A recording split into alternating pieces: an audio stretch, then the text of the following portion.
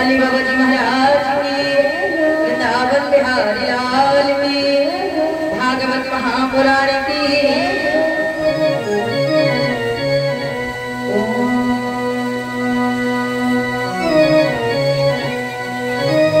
विघ्नेश्वराय वरदाय सुरप्रियाय लंबोदराय सकलाय जगद्धिताय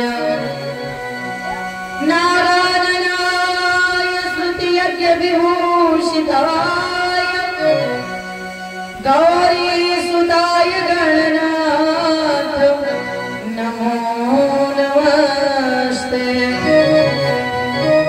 यं प्रव्रजन्तुमनुपेतमुपेतकृत्यं द्वैपायनो विरह कातर्याजुहाव पुत्रेति तन्मयतया तरवोऽभिनेन्दु संसर्गभूतहृदयं मुनिमानतोऽस्मि। कृष्णाय वासुदेवाय हरे परमात्मने प्रणतक्लेशनाशाय गोविन्दाय नमो नमः। नीलाम्बुजश्यामलकोमलाङ्गं सीतासमारोपितभागं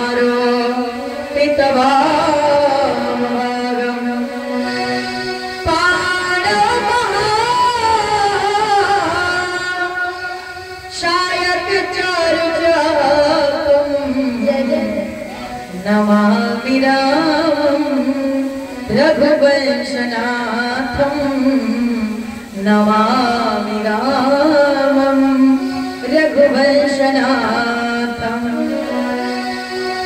मनोजवं मारुततुल्यवेगं जितेन्द्रियं बुद्धिमतां वरिष्ठं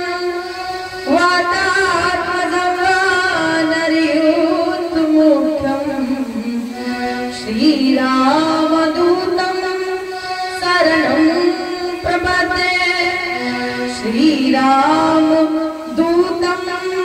शरणं प्रपद्ये। बोलिए हनुमान जी महाराज की, सरस्वती माता की। परमादरणीय परम पूजनीय प्रातःस्मरणीय छाया वंदनीय प्रचरस्मरणीय राजा राजोगिराज क्षीर सागर में शयन करने वाले भगवान श्री हरि लक्ष्मी नारायण भगवान, कैलाश पर्वत पर निवास करने वाले भगवती माता पार्वती जी भगवान, आदि शक्ति महामाया जगदम्बिका भवानी माता दुर्गा, वेद माता गायत्री, भगवती माता सरस्वती, समस्त देवी देवताओं का आवाहन करते हुए जिनके सानिध्य में इस कथा का आयोजन चल रहा है, भगवान भगवान भोलेनाथ, आदि शक्ति भगवती देवी प्रिया ब्रह्मदेव बाबा जी, हनुमान जी, नेपाली बाबा जी महाराज, कथा के पांडाल में उपस्थित तथा बुजुर्ग, हमसे बड़े बड़े भैया दादा, साथ के छोटे छोटे भैया बहन, शक्ति स्वरूपा माता व बहने, पधारे हुए सभी संत विद्वान भगवत भक्त, आप सभी लोगों का हार्दिक स्वागत अभिनंदन वंदन करते हुए और सभी लोग सर्वती का भगवत भजन करें। तत्पश्चात प्रथम सभा में जहाँ पर भगवान की कथा का विश्राम हुआ था, वहीं से हरि नाम चर्चा को पुनः आगे बढ़ाया जाए। विश्व ही लाडली श्यामा तुम्हारी याद आती है, तुम्हारी याद आती है।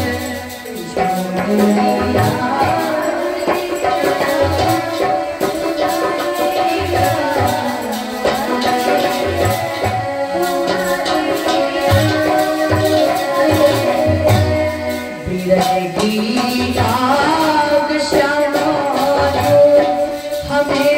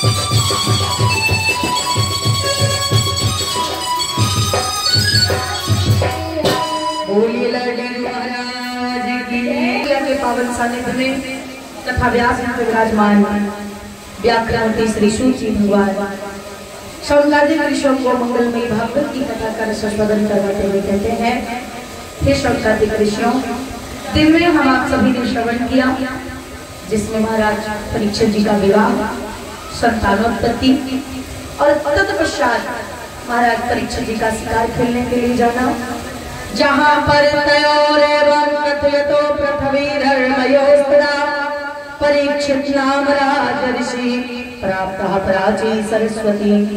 प्राचीन नदी सरस्वती के किनारे पृथ्वी जो गाय के भेष में और धर्म जो बैल के भेष में जिनसे भेंट हुई, कलयुग के बारे में पता चला। धर्म का कलयुग में मात्र एक पैर शेष बचा है। जब उसके अवगुणों के बारे में सुना तो परीक्षित जी को क्रोध आया। उन्होंने कहा, हे धर्म, इस राज्यां परोधर्मो रातापति निग्रह अतः एनम वदिष्यामि भूतपुरं सत्तमम्। तुम चिंता क्यों करते हो? राजा का धर्म है अपने धर्म का पालन करना, चिंता मत करो, हम उसका वध कर देंगे, हम उसे मार देंगे, तलवार को निकालो। जब धर्म के द्वारा अत्यंत आरत वाणी को सुनी, आने वाले समय की दशा जब सुनी तो उन्होंने इति धर्मं महे चैव सात्वित्वाम महारथा निसामाददे खड्गं कलये धर्म हेतवे। धर्म की रक्षा के लिए उन्होंने तलवार निकाली। धर्म से कहा तुम चिंता मत करो, मैं तलवार निकाली। मन में विचार किया, हम कलयुग का सर काट लेंगे। जब सब बात करेंगे नहीं, डायरेक्ट सर काट लेंगे, बात खत्म। तलवार निकाली और जैसे ही सर काटने का प्रयास किया, कलयुग ने देखा तामजिज्ञाम सुपविप्रेत्या विहाय नपलांचनं तत्पादमूलं शिरसा समागाद भयविह्वला पतितं पादयो वीक्ष्य कृपया दीनवत्सला शरण्यो नावदीच्य लोक्यम् आहं चेदमहं शनिव। परीक्षित जी ने तलवार निकाली तो कलयुग ने जो राजसी चिन्ह धारण कर रखे थे उनको निकाल दिया। अपना मुकुट परीक्षित जी के चरणों में रख दिया और इतनी शीघ्रता से परीक्षित जी के चरणों में गिरा। पतितम पादयो वीक्ष्य कृपया दीनवत्सला। कितनी तेज? बोले जितनी तेज पतझड़ के समय पत्ता टूटकर जमीन पर गिरता, इतनी तेज। क्योंकि उसको पता था कि जरा सी देर और जीवन की कहानी खत्म हो जाएगी। चरणों में गिरा और कह क्या रहे, कहता है महाराज आपके जो बाबा थे या आपके जो पिता थे क्षत्रिय धर्म के पक्के पालक। दुनिया में सबसे कठिन अगर कोई धर्म है क्षत्रिय धर्म कठिन है माता, सबसे कठिन धर्म है क्षत्रिय धर्म। कहते हैं आपके पिता आपके बाबा उनकी शरण में जो आया अगर दुनिया भी उसके खिलाफ थी तब भी उन्होंने उसकी रक्षा की। अच्छा कोई व्यक्ति हो आपका मूड कितना भी खराब हो लेकिन जहाँ पर आपके बाबा की प्रशंसा हो, जहाँ पर आपके पिता की प्रशंसा हो तो जरा बताइए चेहरे पर मुस्कान आएगी कि नहीं आएगी। जब बाबा की अपने पिता की प्रशंसा सुनी तो परीक्षित जी कहला वैसे एक चीज है कलियो तुम कहीं सही बात करेगा, या हमारी खानदानी परंपरा है जो सभी आवाज सरुनाई,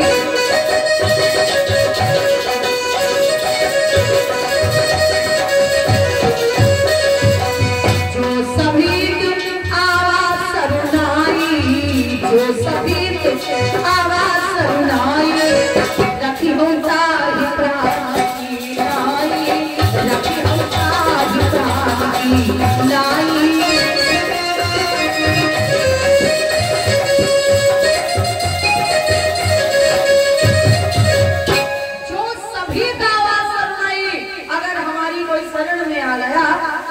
खानदानी परंपरा है कि रखियां उठाई प्राण की नाई, मतलब फिर प्राण भले जाए और जब तक दम में दम है उसकी रक्षा करेंगे। कल बोला महाराज हम ये बात जानते हैं, आपको याद दिला रहे थे हम भी आपकी शरण में तो आए हैं, हम आपकी शरण में आए हैं। और महाराज हमें पता है जो आपकी शरण में आता है आप उसे मारते नहीं हैं, तो क्या आप मुझे मार डालेंगे। तब परीक्षित जी ने कहा देखो तुम कह तो सही रहे हो कि हमारी शरण में जो आता है उसे मारते नहीं बल्कि और दूसरों से भी उसकी रक्षा करते हैं, लेकिन नते गुड़ा के सयशोधरा जा बद्धांजले भयमस्ति किंचन नावर्तितव्या भवता कथच्चन क्षेत्रे मदीयेतं धर्म बंधो नावर्तितव्या तद्धर्म बंधो धर्मेण सत्येन चावर्तितव्या ब्रह्मावर्ते यत्र यजन्ति यज्ञे यज्ञेश्वरं यज्ञवितानि विद्या। यद्यपि हमारी खानदानी परंपरा है कि हम शरणागत पर हाथ नहीं उठाते, लेकिन बात यह है कि हम तुम्हें यहाँ नहीं रहने दे सकते, क्योंकि तुम यहाँ रहोगे तो धर्म को कष्ट होगा। यद्यपि हम ये भी जानते हैं तुम धर्म बंधु धर्म अधर्म भैया भैया, लेकिन फिर भी क्योंकि ये ब्रह्मावर्त जहाँ हमेशा यज्ञ इत्यादि चला करते हैं यहाँ पर तुम्हारे लिए कोई स्थान नहीं है। कलियुग ने कहा महाराज मैं जान सकता हूँ कि मेरे लिए स्थान क्यों नहीं है, आखिर मुझे भी ब्रह्मा जी ने बनाया है, मैं भी युगों का भाई हूँ, सबसे छोटा कलियुग। तब परीक्षित जी कहते क्योंकि तुम्हारे अंदर अवगुण है।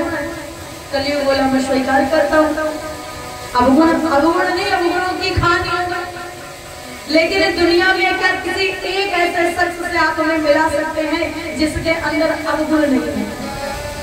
अच्छा दुनिया में कोई ऐसा? सूर्य नर मुनि देखे बहुतेरे अवगुण एक सब तेरे। देखो गुण अवगुण सब में होते हैं। अगर आपको कोई व्यक्ति ऐसा मिल जाए जो अवगुणी हो और पूरी दुनिया उसके खिलाफ हो तो एक काम करना आप भी उसके खिलाफ मत हो जाना। दुनिया खिलाफ है उसको, कोई उसका साथ नहीं देगा। क्यों? क्योंकि वो अवगुणों की खान है, उल्टा करता उल्टा बोलता उल्टा चलता। एक काम करना जरा ध्यान से उसको देखना कि क्या पता आपको उसके अवगुणों में कोई गुण नजर आ जाए और आप अरे दुनिया खिलाफ है जिसके, तो जरूरी थोड़ा कि आप भी उसके विपक्ष में ही खड़े हो जाए। और बाई चांस अगर कोई ऐसा व्यक्ति पूरी दुनिया जिसका सम्मान करती है और आपके मन में उसके लिए सम्मान नहीं है, तो जरा अपने गिरेबान में झांकना चाहते हैं, इसे कौन सी बात है? आखिर इसमें पूरी दुनिया इसका सम्मान कर रही, पर मुझे ये अच्छा क्यों नहीं लग रहा? और वैसे जिस व्यक्ति से आपको कोई उम्मीद ना हो, आपको लगता है कि अवगुणों की खामी है, तो हम तो ये कहेंगे फिलहाल तो कहते हैं आपका शत्रु है, उससे नजर भी मत मिला, पता नहीं कब मूड खराब हो जाता है। लेकिन जहां तक हो सके तो एक बार से ध्यान से देखो, हो सकता है मान लो वो अवगुणों की खान है, लेकिन क्या पता कोई गुण नजर आ जाए और आपका जो विरोधाभास है वो प्रेमाभाव में बदल जाए। और जो व्यक्ति आपको सबसे ज्यादा अच्छा लगता हो ना, उसके बारे में कभी ज्यादा छानबीन मत करो। जिस व्यक्ति को आप बहुत अच्छा मानते हो, जो आपको बहुत अच्छा लगता है, उसको कभी ज्यादा ध्यान से मत देखो।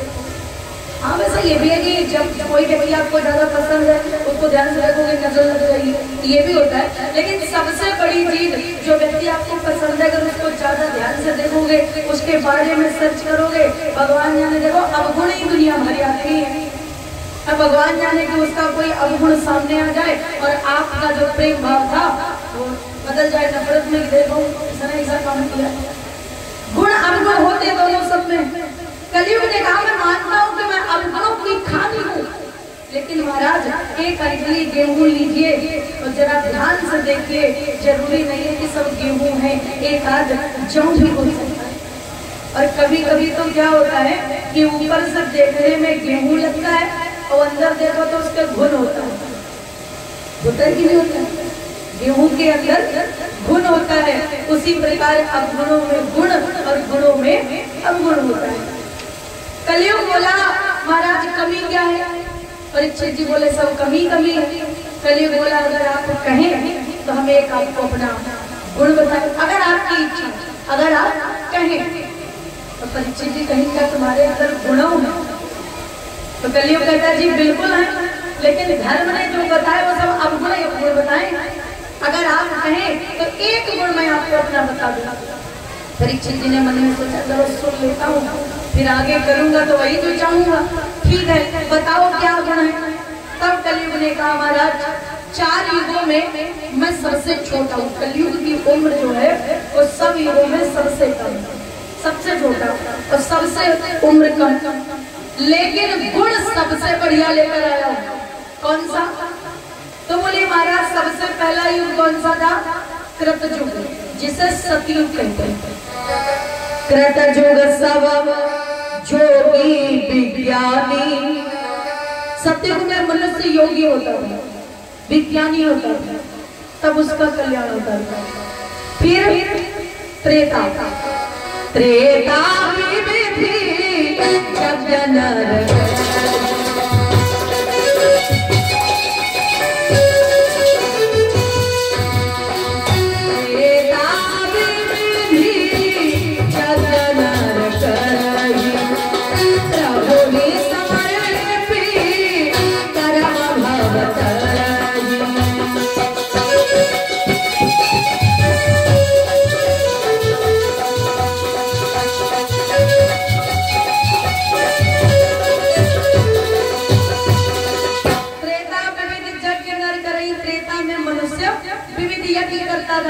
तब उसका कल्याण होता था।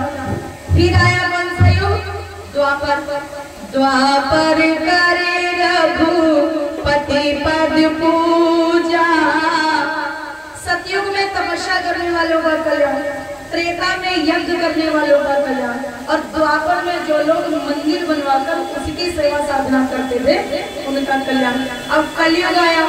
कलयुग में आपकी अगर क्षमता है, मंदिर बनवाओ, यज्ञ करवाओ, कथा सुनो, बढ़िया मतलब व्यवस्था करो, लेकिन अगर आपके पास इतनी व्यवस्था नहीं हो पा रही है, बढ़िया बात है भागवत कराओ, और अगर भागवत न कराए पाओ कोई बात नहीं, नेपाली बाबा कराए जाए, खाली सुनन चले आओ। यहाँ पर आपका एक पैसे का खर्चा नहीं है। अच्छा बताओ, कोई बोर्ड लगा है, कोई होर्डिंग लगी कि आपको पैसे चढ़ाने पड़ेंगे या ये चीज चढ़ाओ वो चीज चढ़ाओ, कोई प्रतिबंध नहीं है। अब मान लो तुम्हारा मन हो चाहे जिसको दान करो। यहाँ पर कई दानी आते हैं, कुंडलों आटा चावल घी दान करते हैं, 50 लीटर जनरेटर में पड़ने के लिए तेल दान करते हैं। एक से तुम्हारी श्रद्धा हो, जो मन करे दान करो। और अगर हैसियत नहीं है, घर से चलिए आओ और बढ़िया सुबह आओ 9 बजे, 10 बजे कथा प्रारंभ हो जाती है। 10 बजे तक आ जाओ और 12 बजे तक कथा सुनो। फिर यहाँ अन्नपूर्णा मैया भंडारा चला, प्रसाद खाओ, फिर कथा सुनो और फिर प्रसाद खाए तो फिर घरे जाओ। अगले दिन फिर आओ आराम से। मतलब जैसा आपका मन में। मंदिर बढ़िया बात है, मंदिर बनवाओ। और अगर मंदिर नहीं बनवा सकते कोई बात नहीं, गांव में कई मंदिर बने हैं, चली जाओ चले जाओ, बस मंदिर में पूजा तो कर ही सकते हो ना। अगर कुआं खुदवाने की सामर्थ्य नहीं है, नल लगवाने की क्षमता नहीं है, कोई बात नहीं, पर किसी ने कुआं खुदवा दिया, नल लगवा दिया, तो पानी तो पिला ही सकते हो दूसरों को, इतना तो कर ही सकते हो, अपना समय तो दे सकते हो। कलयुग कहता है महाराज कोई जरूरी नहीं यज्ञ करवाओ, कोई जरूरी नहीं मंदिर बनवाओ, कोई जरूरी नहीं घर परिवार छोड़ के बन चले जाओ। तो परीक्षित जी बोले फिर कल्याण कैसे होगा? कलयुग बोला यहाँ तो बात है, यहाँ तो गुण है। क्या बोले? क्षमता होए तो मंदिर बनवाओ, यज्ञ करवाओ, कथा सुनो, और अन्यथा कलयुग केवल हरि गुण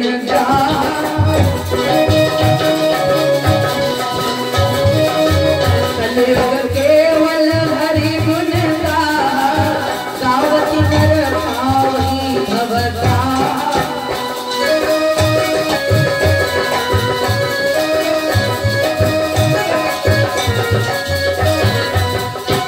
रामचरितमानस में बाबा गोस्वामी तुलसीदास ने लिखा है कि कलयुग केवल हरि गुण गावति नर पावई भवता। और इस बात को बाबा रघुनाथ दास जी ने और सरल कर दिया। उन्होंने अपने टीका में और सरल करके लिखा क्या? बोले कलयुग केवल नाम आधारा, सुमिरी सुमिरी नर उतरहि पारा। ये सुमेरी सुमेरी नर उतरहि पारा रामचरितमानस की चौपाई नहीं है, ये विश्राम सागर की चौपाई है, रघुनाथ दास जी के द्वारा लिखी। बोले जो नाम भी एक बार भगवान का ले ले, कलयुग केवल नाम आधारा, सुमेरी सुमेरी नर उतरहि पारा। परीक्षित जी मनवा मुस्कुराए, कहीं बात तो सही है, गुण तो बढ़िया ही है। यज्ञलम नास्ति तपसा न योगेन समाधिना। जो फल सतयुग त्रेता द्वापर में तपस्या करने से, योग साधना करने से नहीं मिला, वही फल यज्ञलम नास्ति तपसा न योगेन समाधिना अनायासेन तत्सर्वं सप्ताह श्रवणेन भेदे। भागवत में भागवत की कथा मात्र सुनने से वो फल मिलता है जो तीर्थ साधना इत्यादि करने से नहीं मिलता। दूसरी बात बोले भगवान का केवल नाम मात्र लेने से, कलौ केशव कीर्तनात् तत्फलम लभते सम्यक कलौ केशव कीर्तनात्। जो फल यत् फलम नास्ति तपसा न योगेन समाधिना तत्फलम लभते सम्यक कलौ केशव कीर्तनात्। कलयुग में केवल भगवान का नाम लेने से वो फल मिलेगा जो सतयुग त्रेता में तपस्या करने से मिलता था, मंदिर बनवाने से, यज्ञ करवाने से मिलता था। परीक्षित जी प्रभावित हो गए, बात तो ठीक है। कलयुग बोला महाराज अगर आप कहो तो एक गुण और बता दें, यह है गुण और एक है पुनीत गुण। कलयुग का पुनीत गुण पता है? पुनीत गुण कौन सा? तो बोले महाराज कल कर एक पुनीत प्रतापा, मानस पुण्य होई नहीं पापा।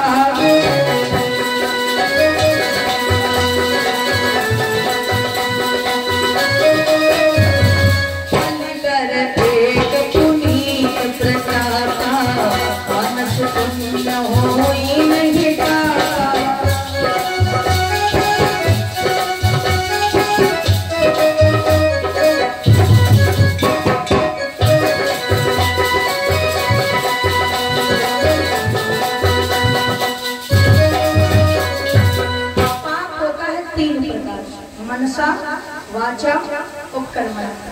कलयुग में मनसा वाचा की छूट है, चाहे जो सोचो और चाहे जो कहो, वाचा चाहे जो बोलो।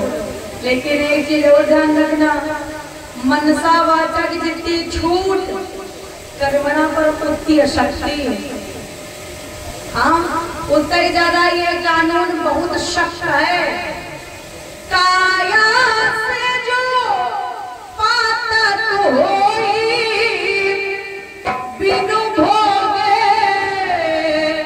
छूटई ना कोई।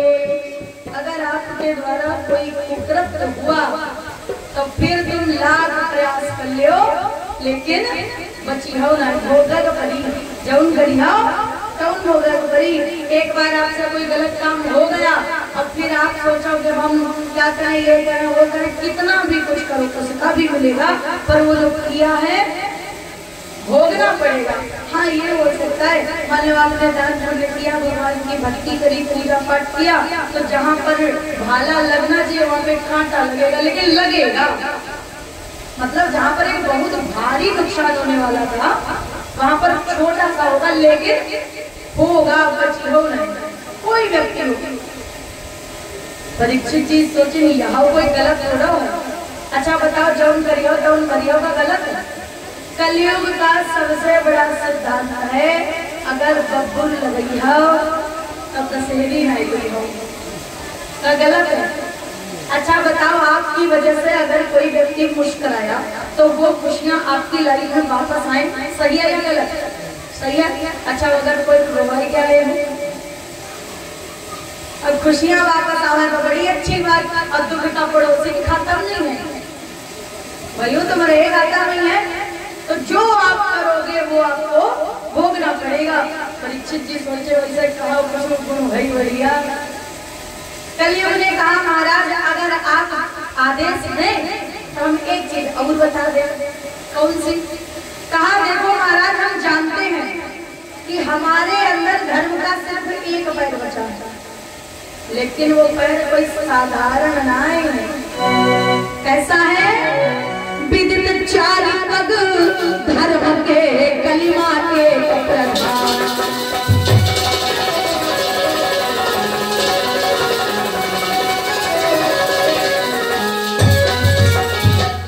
विदित चार पग धर्म के कलिमा एक प्रधान। एन के विधि ने दान किए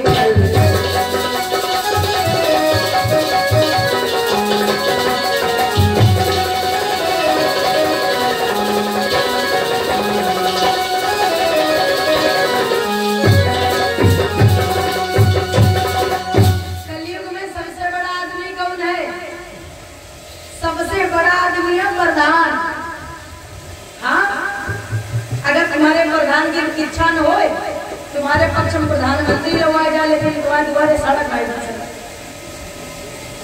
कलिमा एक गांव वाले प्रधान की बात नहीं, दूसरे प्रधान की कथा है। कलिमा एक प्रधान, कौन प्रधान? दान प्रधान। कलयुग में पैर एक शेष है मात्र, जिसका नाम है दान, और दान कौन है? प्रधान। बोले दान आप जो करोगे वो, और कैसे दान करें? तो बोले एन केन मतलब एन केन प्रकार, मतलब दान करो चाहे जैसे करो, श्रद्धा देव, अश्रद्धा देव, दया देव, भया देव, जैसे देव। श्रद्धा सबसे बढ़िया दान जो होता है वो श्रद्धा का होता है, श्रद्धा से आपका। लेकिन एक चीज और तुमका बताई, श्रद्धा हमेशा ऐसी बनाओ जैसी भगवान तुम्हारी की नकम बनाया। कोई दुनिया में बड़े बड़े श्रद्धालु पड़े हैं। एक बार एक संत जी कथा सुना रहे थे, उनके मुंह से सुनी तो बड़ी बढ़िया लगी। बोले दुनिया में इतने बड़े बड़े श्रद्धालु हैं। एक बार एक गुरु जी ने सुनाई कथा, बोले दान करने में बड़ा लाभ, अब अगर गुप्त दान करो तो और लाभ। तो एक महोदय उनके नहीं कुछ समझ में आई, तो वो मंच के बाद गुरु जी से मिलने गए। बोले गुरु जी, गुप्त दान क्या होता है? आपको पता है गुप्त दान क्या होता है? क्या बात है? गुप्त दान जिसमें नाम न बताया जाए, वही होता है जिसमें नाम न बताया जाए। तो गुरुजी से पूछा, गुरुजी गुप्तदान कैसा होता है? तो गुरुजी बोले अगर नाम लिखवा दो तो दान, और नाम न लिखवाओ तो गुप्तदान। तो वही कही मतलब बिना नाम के चाहे जिसका नाम करते हैं। बोले हाँ, अब भैया वही काल करें तो दान रखो रहा है जहाँ कथा हो रहा है, रोज जाए और एक चेक घड़ी घड़ी अपनी लेना है हो जाएगा, रोज एक चेक चढ़ाई आवे। अब किसों लिखे 20,000, किसों लिखे 50,000, किसों लिखे 1 लाख। अब भैया दोबारा चेक इकट्ठी हुई है, गुरु जी बड़े बोलेगा कि चलो अब अपने चेला बढ़िया बनो। गुरु जी चेक लेके गए बैंक, तो पता चलो ये पैसा नहीं निकल सकता। काहे कि हम चेक में साइन नहीं होते, पैसा तो ऊपर भरे रहे अमाउंट, लेकिन सिग्नेचर नहीं थे अकाउंट होल्डर के। तो भैया गुरु जी का बुलवाई और बताएंगे भैया ये चेक चल तो नहीं रही। तो चेला नहीं कहा गुरु जी हमें तो इसको काम करो, चेक चलियो नहीं।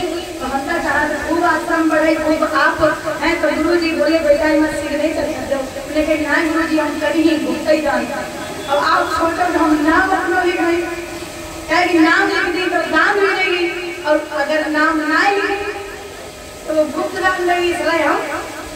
तो भैया एक श्रद्धालु पड़े बने हम, समझदार पड़े बने हम। श्रद्धा का दान बढ़िया होता है, लेकिन श्रद्धा हमेशा ऐसे बनाओ जैसे कथा में आपने सुना होगा।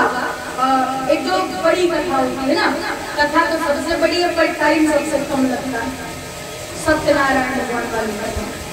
यहाँ पर ऐसा कोई नहीं होगा जिसने नहीं सुनी होगी। सत्यनारायण भगवान की कथा में वो कथा थी लीलावती कलावती वाली, सुनी है?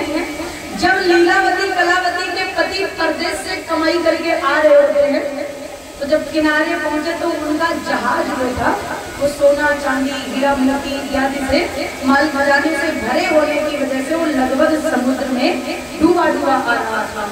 होने की बात एक संत जी, अब चाहे संत कहो या भगवान कहो, संत जी आए, उन्होंने पूछा बच्चा जहाज में क्या है? जहाज में क्या था? सोना चांदी जो कमाई करके लाए थे। उन्होंने कहा बच्चा जहाज में क्या है? तो क्या लोग बोले थे? बोलो, जितने कथा सुनी है उनको बताया। क्या बात है, हम कथा नहीं सुना रहे आपको, बस एक चीज बता रहे हैं। तो बोले कुछ नहीं महाराज, अल्लाह का पत्थरा भरे। अगर सोना चांदी बता देते तब का मालूम बाबा कहते लाओ बच्चा फिर दान करो थोड़ा, नहीं तो कहीं कुछ नहीं महाराज अल्लाह का पत्थरा भरे हैं। तो गुरु जी बोले भगवान करे तुम्हारी वाणी सत्य होए। अब वो वहां से चले गए।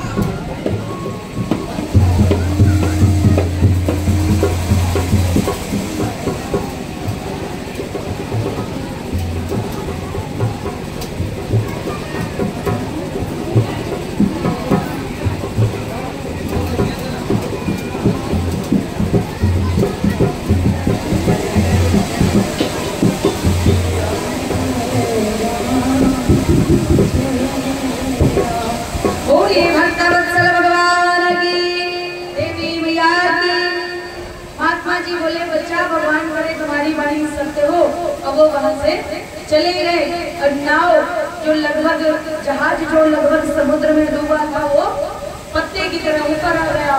क्यों? क्योंकि उस नाव में उस जहाज में वो सब लगा पत्थर ही बन गए। अब ये घबराए थे बाबा जी के पास गए। फिलहाल भगवान की लीला थी, उन्होंने कृपा करी। फिर जैसे का कैसा हो गया, ये हमारे आपके लिए संदेश है, भगवान का मैसेज है कि जैसे आप इनकम हो, हम ये नहीं कह रहे कि तुम दुनिया भर में अपनी कमाई करते हो, कथा समझिए। वैसे कायदा तो ये है कि अगर आप 10 रुपए कमाते हो, सैलरी पक्की तो किसी को बतानी नहीं चाहिए कितनी है। 10 रुपए कमाते हो तो घर वाले ना 7 रुपया बताओ, ये चाणक्य नीति है। क्योंकि अगर आपने 10 रुपए की कमाई है और घर वालों को बता दिया कि 10 रुपए हम कमाते हैं, तुम्हारी सैलरी बाद में है, घर वाले इंतजाम पहले कर ले, एक एक पैसा जोड़ यहाँ, इतना यहाँ लगेगा, इतना यहाँ लगेगा। इसलिए जितनी कमाई हो 10 रुपए कमाओ, 7 रुपए घर वालों को बताओ और 5 रुपए रिश्तेदारों को बताओ। और जब आई पड़े तो बढ़िया जलवा कर दो, तो लोगों को पता चलेगा कहाँ से कमा के लाया। लेकिन समस्या ये है, सैलरी 20,000 है, बता 40 रहे हैं और 60 रहे हैं। एक कहीं जाके उतने पैर फैलाओ जितनी, क्या बात है, उतने पैर फैलाओ जितनी चादर हो, और चादर हो तो क्या कहते मर्यादा लगी चलने दो है। लेकिन समस्या यह है कि कमाते हम 20,000 हैं, घर वालों को लगता है 40,000 कमा रहे, रिश्तेदार कहा जा रहे हैं 60-70 से कम नहीं पाओगे। और बाकी जो हमें कुछ थोड़ा बहुत जानते भी हैं तो उनकी नियम कमाई करो, छपाई चल रही है कि अंधा पैसा आ रहा यहाँ से वहां से। खैर हम ये नहीं कह रहे कि आप दूसरों को अपनी कमाई बताते घूमो, लेकिन इस चीज का अगर आपका धंधा बढ़िया चल रहा हो, किसी चीज का कोई बिजनेस कोई काम अगर बढ़िया चल रहा है तो किसी के आगे ये रोना मत रो कि क्या बताएं बड़ा नुकसान हो गया ये वो। मतलब अगर सोना चांदी भरा पड़ा तो लता पत्थरा मत बताओ, इस चीज का ध्यान रखो। अच्छा भगवान जाने कौन टाइम जवान पर माता सरस्वती हुए अब आप लता पत्थरा चले हो वह हो जाए तो किसी को इनकम मत बताओ, लेकिन ये भी हमेशा दुखना मत रो किसी के आगे कि ये नहीं चल रहा, वो नहीं हो रहा, कमाई नहीं हो रही, इनकम नहीं है। जैसे आपकी इनकम हो उस हिसाब से अपनी श्रद्धा बनाओ, श्रद्धा के हिसाब से दान करो, सबसे बढ़िया दान है श्रद्धा का। उसके बाद दूसरे नंबर पर आता है अश्रद्धा। अश्रद्धा दान में वो दान होता है जो जबरदस्ती किया जाए। जबरदस्ती का मतलब जैसे कथा इत्यादि का आयोजन हुआ, यज्ञ इत्यादि हुआ, आप कमेटी के मेंबर थे, आयोजकों में शामिल थे, आप सोच रहे थे हमारा खर्चा जो भी हो 1100 का सहयोग करेंगे और तब तक आपके नाम की रसीद काटी गई 2100 की। सोच रहे थे 1100 करेंगे पर रसीद कट गई 2100 की। अब वो जो 1000 एक्स्ट्रा है वो अश्रद्धा दे, मतलब दे तो रहे हैं लेकिन उनके लिए पहले से श्रद्धा नहीं थी। तीसरा दान है दया देव। जब कोई व्यक्ति कथा इत्यादि का धार्मिक कार्यक्रम का आयोजन करे और आपके मन में ये श्रद्धा का भाव बन जाए, बेचारा गरीब आदमी इतना बड़ा कार्यक्रम करवा रहा है, इसकी हैसियत तो है नहीं पर हौसला है, तो इसका हौसला हम टूटने नहीं देंगे, हम इसमें सहयोग करेंगे। चाहे कथा भागवत हो या कोई भी कार्यक्रम, जो लौटने की उम्मीद से किया जाए वो व्यवहार होता है और जो ना लौटने की उम्मीद से किया जाए वो सहयोग होता है। तो जब आप सहयोग करते हैं तो वो होता है दया देव। और उसके बाद एक होता है हया देव, हया दाना। हया मतलब शर्म। जब आपका दान करने का जितना मन बने, नाम लंबा चौड़ा और श्रद्धा बन रही 10 रुपया की, फिर शर्म लग रही कि 10 रुपए चढ़ाएंगे तो लोग कहेंगे इतने बड़े आदमी और इतना दान कर रहे, तो शर्म की वजह से अमाउंट बड़ा कर रहे हैं, तो वो दान जो होता है हया दान में आता है। लेकिन आप चाहे जैसे करो, केन केन विधि कीने दान किए कल्याण। कलयुग में सबसे बड़ी चीज है दान। दान आप जो करेंगे वो आपका आपके साथ जाएगा। और बाकी बड़े बड़े कहावत कहते हैं कि माँ बनाओ चाहे फूसी, बिना दए न पहियो भूसी, बिना दिए कुछ भी मिलने वाला नहीं है। आप जो दान करोगे और बाकी सब यहाँ का यही छूटेगा। अच्छा ये बताओ, यहाँ की कोई चीज आप वहाँ ले जा सकते हो? नहीं। रुपया पैसा सोना चांदी जितनी कमाई करी, यहाँ का पैसा वहाँ जाएगा नहीं। काहे नहीं जाएगा? जाएगा, ले जाने का मन है, मन है आपका। अगर मन हो तो हम तुमका एक रास्ता बताए रहे। हाँ, सब अपनों एक पैसा जितनी आपकी कमाई है वो आप सब ले जा सकते हो। अब ऐसे सही तो क्या बताई, हम जितनी कमाई करें हम अपना एक पैसा लेके हम हराए तो घरवाले लगा छोड़ गई। एक एक पैसा अपना हम तो लेके जाएंगे। अगर आप लोगों में से किसी को लेके जाना हो तो हम आपको रास्ता बता रहे, तुम लोग भी अपना अपना लिए जाना और जिसका मन करे। लेकिन एक चीज है, लड़का बच्चे के सारे आ रहे हो, भैया बती चाहिए, गाय को चाहिए, अपने आप लेके जाना पड़ेगा। अपने आप कैसे ले जाओगे? बोले लेकर जिनको छाती पर जोड़ो रख दिया है, सही बात है, फिर कैसे ले जाए? तो ऐसे देखो, यहाँ का जो पैसा है ये आप डायरेक्ट वहाँ नहीं ले जा सकते। इस एग्जाम्पल जैसे अपने भारत की जो करेंसी है, भारत का जो पैसा है वो कई देशों में नहीं चलता है, बहुत से देश है और वहाँ का पैसा यहाँ नहीं चलता। अगर कोई व्यक्ति कुवैत में कमाई कर रहा है, सूडान में कमाई कर रहा है, या अमेरिका, कनाडा, रूस कहीं भी कमाई कर रहा है, वहाँ का पैसा अपने यहाँ चलता है? नहीं चलता। तो वहाँ की कमाई क्या वो वहीं छोड़ के आएगा? जब यहाँ चलता नहीं है तो क्या करेगा? उसके लिए एक प्रोसेस बनाया गया है। बाई चांस आप भारत के निवासी हैं, कहीं दूसरे देश में घूमने जाएं, अब वहाँ पैसा तो चलता नहीं अपना वाला, तो वहाँ पर खर्चा कैसे करोगे? तो उसका एक प्रोसेस है। आप जितनी कमाई की है पैसा अपने अकाउंट में जमा करो, अब फिर वहाँ जब जाओ तो उसी करेंसी में अकाउंट से निकाल लो, वो आराम से खर्च करो। उसी प्रकार विदेश में कमाया गया पैसा भारतीय करेंसी में निकालकर आप भारत में खर्च कर सकते हो। डायरेक्ट खर्च नहीं कर सकते, न डायरेक्ट ले जा सकते हो न ले आ सकते हो, और एक मतलब रास्ता है। उसी प्रकार यहाँ की कमाई अगर आपको वहाँ लेकर जानी है तो उसके लिए वो सारा पैसा आपको आपके अकाउंट में जमा करना पड़ेगा। अकाउंट कौन सा है? अभी इस समय आप लोगों की जो कमाई लग रही है ना, वो जमा हो रहा है उस अकाउंट में। यहाँ पर आप जो खर्च कर रहे हो, जो दान कर रहे हो, ये आपका एक एक पैसा जमा हो रहा है, तो मैं ब्याज के वापस मिलेगा। महाभारत में कथा आती है, जब कर्ण मर कर के गया भगवान के लोग, उसने अपने पूरे जीवन दान किया, लेकिन किन चीजों का? सोने का, चांदी का, पैसे का, हीरो का, मोतियों का, रत्नों का। जब वो मर के गया तो उसके चारों ओर ढेर लगे सोने चांदी के। जब उसको भूख लगी तो उसने कहा भूख लगी, भगवान ने कहा दिया वही खाओ। अब सोना चांदी दिया तो भूख लेकिन खा सकते हो। तब इसने भगवान से कहा कि कृपा करके एक बार हमें मृत्यु लोक में भेजो। 15 दिन के लिए आया था, वही श्राद्ध पक्ष लोग गरुड़ दिन कहे जाते हैं। 15 दिन के लिए आया, ब्रह्म भोज, कन्या भोज, ये दान वो दान, खूब खिलाया पिलाया, और फिर जब गया तो वो सब कुछ भी उसे वहाँ मिला।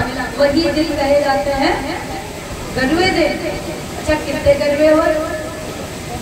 बहुत गरुड़ हो। हम कुंडलन, आटा, आलू, ऐसा पता नहीं कितना खर्च हो जाता है, तो वाकई में वजनदार होते हो। तो वो दान के लिए ही पक्ष बनाया गया है। मतलब ये है। अच्छा बताओ, यहाँ की कमाई वहाँ जाएगी? बिल्कुल जाएगी। बस बात यह है कि डायरेक्ट नहीं जाएगी। जो आपने दान किया यहाँ, वो आपको वही वैसे का वैसे ही मिलेगा और मैं ब्याज पे मिलेगा। तो कलयुग अपने विषय पर रहेगा। कलयुग कहता है कि मैं मानता हूँ कि मेरे अंदर सिर्फ एक पैर है, लेकिन वो पैर प्रधान है, बड़ा मजबूत है। ने दान किए कल्याण। परीक्षित जी ने मन में विचार किया, यद्यपि कलयुग में अवगुण है, लेकिन गुण तो उससे भी बढ़िया है। कलयुग समयुग आनी नहीं, जो नर कर विश्वास। कलयुग से जैसा कोई दूसरा युग नहीं है। चाहे कलयुग का हो और चाहे कलयुग का हो, वही मिलेगा जो आप करेंगे। चाहे सुख हो या दुख हो, अच्छा हो या गलत हो, जैसा आपने किया। कोई देखे या ना देखे, प्रभु को देखता होगा।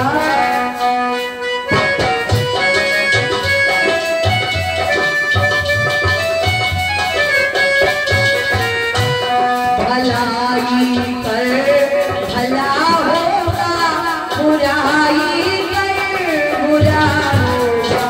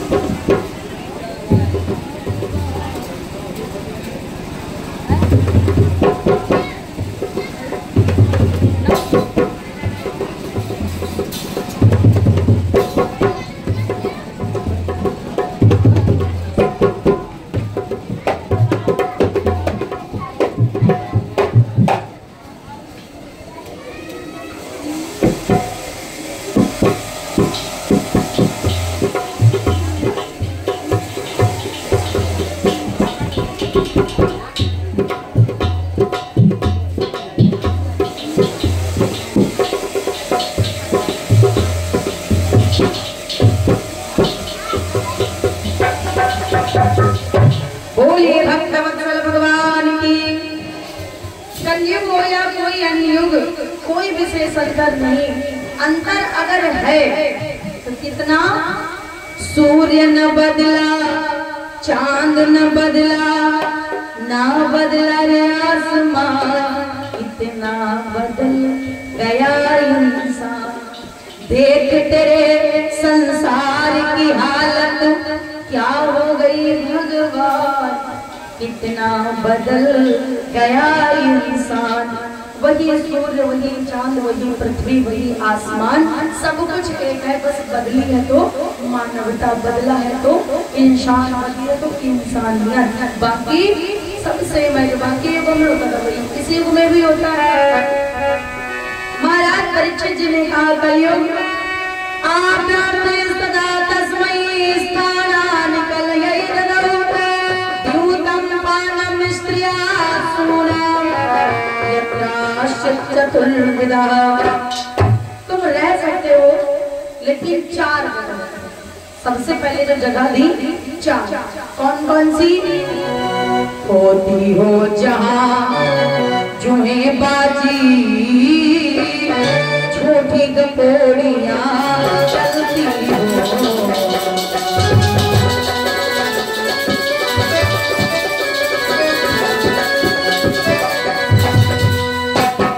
शाही जहां निवास हो और मद की प्यालियां चलती हो।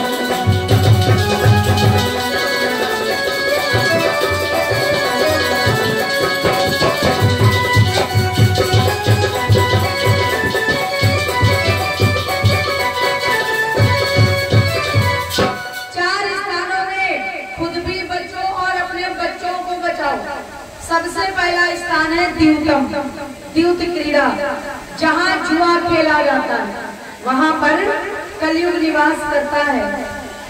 इतिहास गवाह है।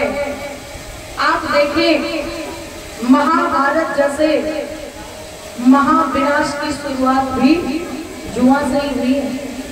तो जुआ जहाँ खेला जाता है वहाँ विनाश अवश्य होता है। खुद भी बचिए, अपने बच्चों को भी बचाइए।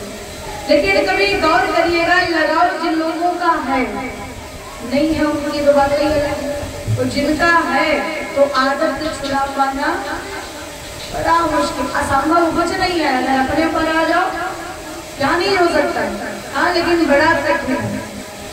कोई भैया है अब बैठे, कोई जुआ ताश इत्यादि खेल रहे हैं, कोई आया बुलाने वाला, दत्ता हाँ भैया, बोले घर पर मेहमान आए हैं, तो जौन बुलावे आओ वैसे कहिए भैया हो चले जाओ, तो हमारे घर हमारी उनसे कहियो 4 बार बनाए खिलाएं, अब नहीं आ रहे, एक बार खेल। अच्छा वही बैठे कथा भागवत सुन रहे, कथा के पंडाल में बैठे थे, किसी ने आके बता दिया दत्ता हाँ भैया घर पे मेहमान आए, दत्ता इधर देखिए उधर देखिए, फिर कहा चलो देख लेंगे उनका तो रोज हो मेहमान पता नहीं कौन आया होगा। दूसरा स्थान जहां मद की प्यालियां चलती हैं, जहां शराब पी जाती है। जिस व्यक्ति को जो चीज हद से ज्यादा पसंद हो, उसकी फेवरेट वो चीज खिलाओ, खाते खाते एक टाइम ऐसा जरूर आएगा कि वो कहेगा भाई बस अब नहीं खाऊंगा। और शराबी आदमी कितनी पिला दो तो जीव नहीं भर सकता। देखा होगा कुछ लोगों को, कुछ लोग तो ऐसे होते हैं इतनी पिएंगे कि पीते पीते उल्टी करने लगेंगे। वही अंदर की डाल रहा है, बाहर की निकल रही, नाली में करे चलो ना जा। अब अगर पूछ रहे भैया और तब क्या थोड़ी और जी भरता ही नहीं है। आत्मा तृप्त ही नहीं होती।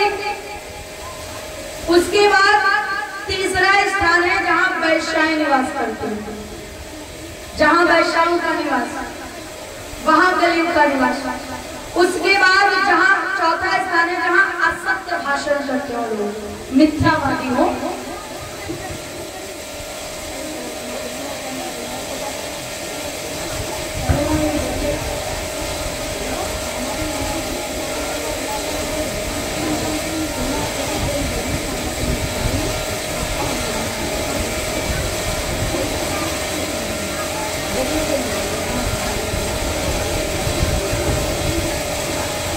कलयुग ने निवेदन किया, महाराज मेरे पास में यूं तो आपने जो भी स्थान दिए हैं,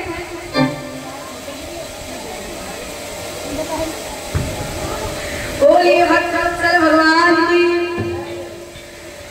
आपने जो भी स्थान दिए हैं वो बहुत बढ़िया है।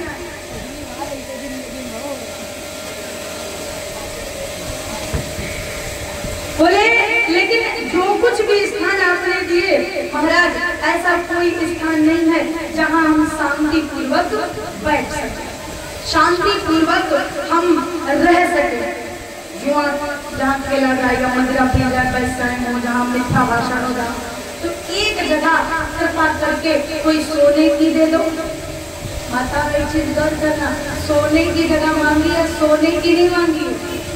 महाराज सोने की जगह दे दो। परीक्षित जी बोले ठीक सोने में निवास करो। उसने मांगी सोने की जगह और परीक्षित जी ने दे दी सोने में जगह। बोले जो बेईमानी की संपत्ति है, जो अधर्म की कमाई है, तुम उसमें निवास करो। इसीलिए सोने की कोई भी वस्तु जब आप नहीं खरीदते हैं, ये मर्यादा है।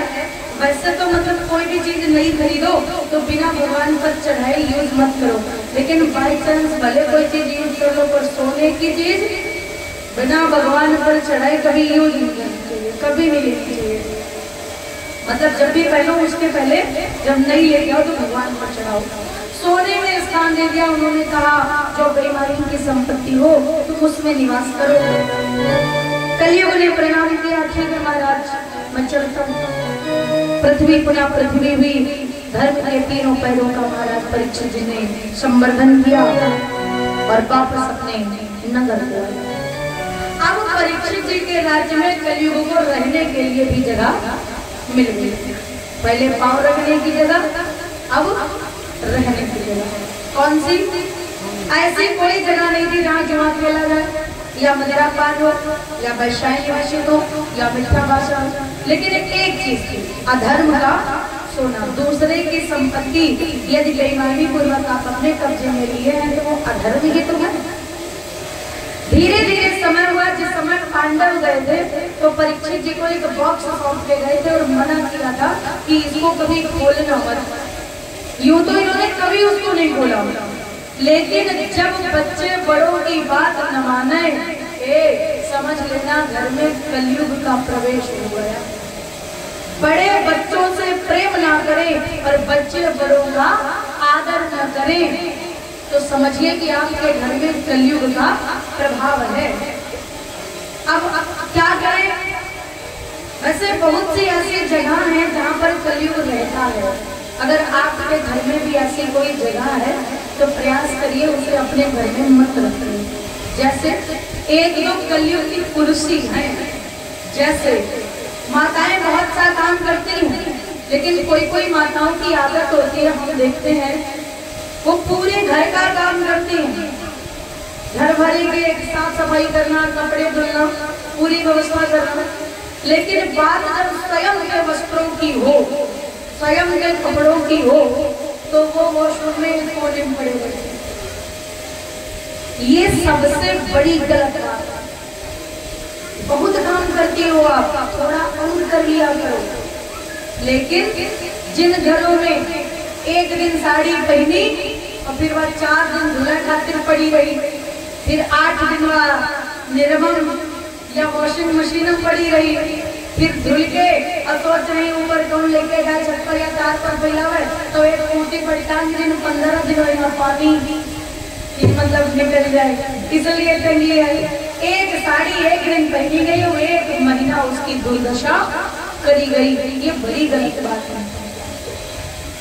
बहुत सी माताएं अच्छा पूरा काम करती हैं, शाम को बर्तन धुले और एक ना एक बर्तन चापती पर छोड़ दिया अगले दिन के लिए।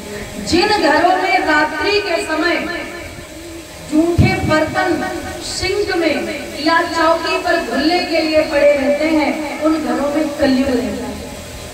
दिन भर चाहे जैसे रहो, लेकिन रात्रि में प्रयास करो कि आपकी चौकी पर या आपके किचन में जो सिंक है उसमें जूठे बर्तन ना पड़े रहे। ये कलयुग का निवास स्थान है। प्रयास करिए, बहुत काम करते हो आप, थोड़ा कर लिया करो, थोड़ा ही करो।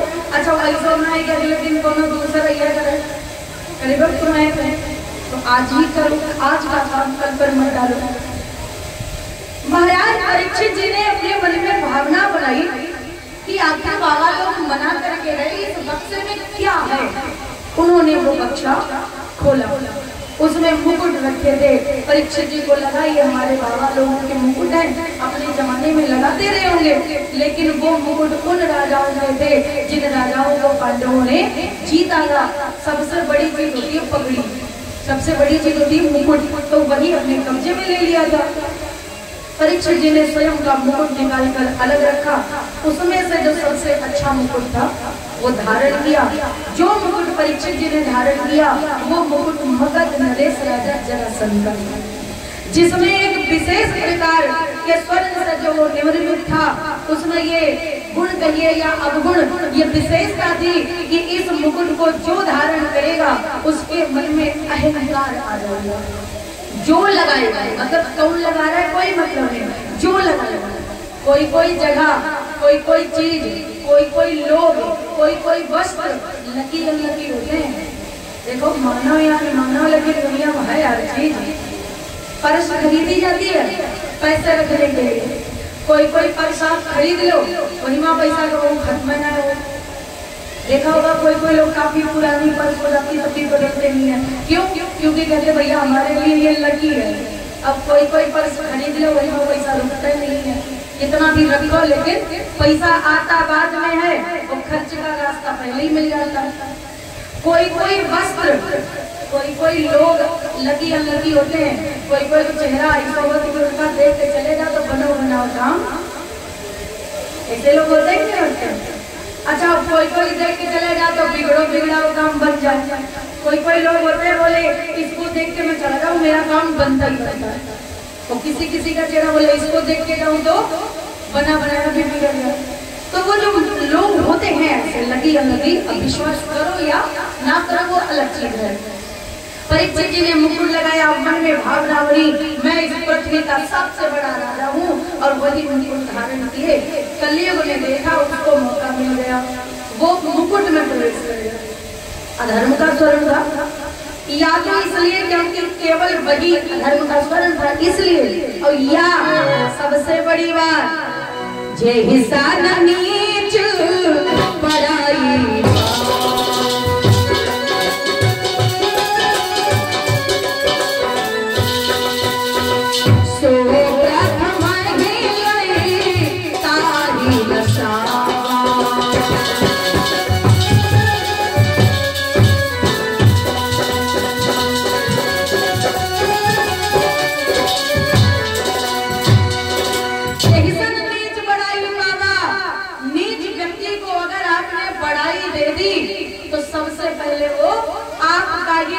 चाहेगा।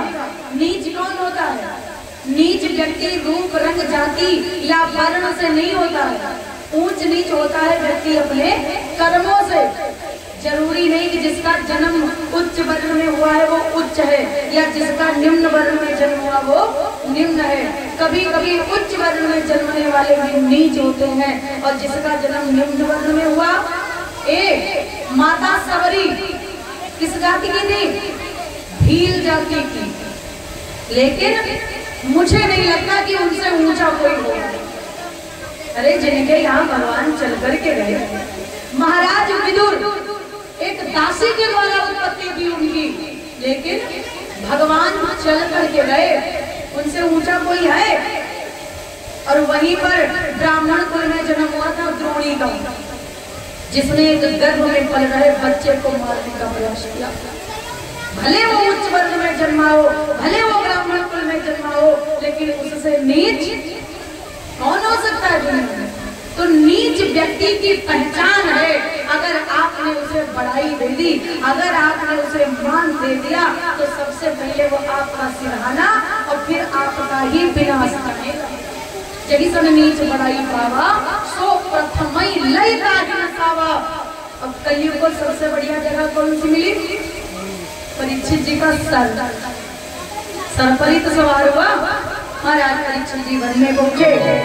एकदा धनुर्भम्य विचरन् मृगयामने मृगानुगता श्रान्ता क्षुदितैस्ततो व्रसं जलाशयं चक्षाण प्रविवेश तमाश्रमं ददर्श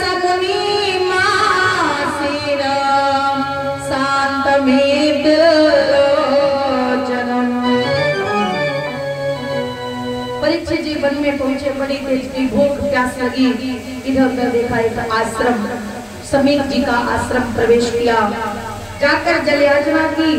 परीक्षित जी को पता नहीं था महात्मा जी थे मौनी, मतलब वो उस टाइम पर उन्होंने मौन व्रत ले रखा था, लोग बोलते नहीं थे। दोबारा जल मांगा तब भी नहीं बोले, क्रोध आ गया। हमेशा संतों का आदर करने वाले महाराज परीक्षित, लेकिन आज उनको क्रोध आ गया। इधर उधर देखा, क्या करें? एक मरा हुआ सर्प पड़ा था।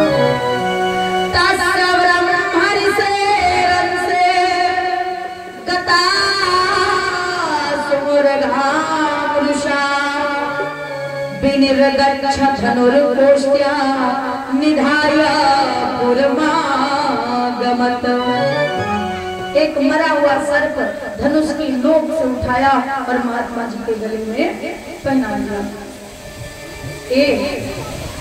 क्रोध और ज्ञान एक दूसरे के अपोजिट हैं। जहाँ ज्ञान होता है वहाँ क्रोध नहीं आता, और जहाँ क्रोध होता है वहाँ ज्ञान। अच्छा, ज्ञान हो तो क्रोध आवे का है, लेकिन परीक्षित जी के पास यहाँ पर गौर करिए तो क्रोध और ज्ञान दोनों एक साथ। ये जो कुछ भी हुआ है ना, ये परीक्षित जी का दोष नहीं है, ये देवताओं के द्वारा बनाया गया एक विधि का विधान था। इतना परीक्षित जी को क्रोध आ गया, इतना क्रोध कि उन्हें दिखाई नहीं कि मैं क्या कर रहा हूँ, एक संत का अपमान। और फिर इतना ज्ञान कहाँ से आया कि वो मरा सांप, अच्छा ज्यादा गुस्सा रहा तो हाथ से उठा के और पहना देते। लेकिन इतना ज्ञान है कि ये अपवित्र है, छुआ नहीं जाता, तो धनुष की नोक से धनुष की नोक से उठाकर पहनाया। तो बताओ, क्रोध और ज्ञान दोनों एक साथ है कि नहीं? इतना क्रोध कि संत का अपमान, और इतना ज्ञान है कि सांप छुआ नहीं। और फिर महात्मा जी का इतना सांप स्वच्छ रहने वाला आश्रम, तो सांप आया मरा हुआ सर्प वहां पर पड़ा। तो ये विधि का विधान नहीं है, तो वो क्या है? सांप गले में पहना दिया। अच्छा, सांप पहनाया, चलो कोई बात नहीं, सोचा होगा कि ऐसे ही आंखें बंद करें, अभी खोल लेंगे। लेकिन जब महात्मा जी ने नेत्र नहीं खोले तो सांप निकाल के फेंक देके अपने घर चले आते। पर इनको इतना गुस्सा था कि बोले ले जैसा किया वैसा फल भोगो और अपने घर को चले गए, अपने नगर को चले गए। तस्य पुत्रोति तेजस्वी विहरन बालकोरभते राज्यादं प्रापितं तातं श्रुत्वा तत्रेदं ब्रवीत।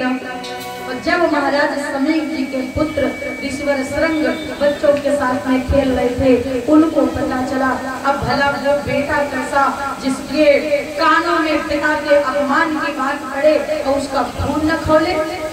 आया क्रोध, वही कौशिकी नाम की नदी में आचमन किया।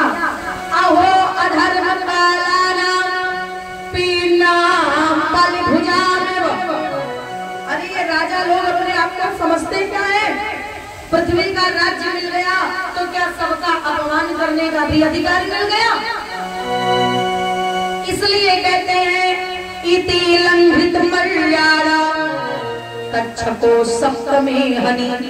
कौशिकी नदी से जल लिया और बोले इति लंघित मर्यादम तक्षका सप्तमे हनि। जिस राजा ने, कौन राजा?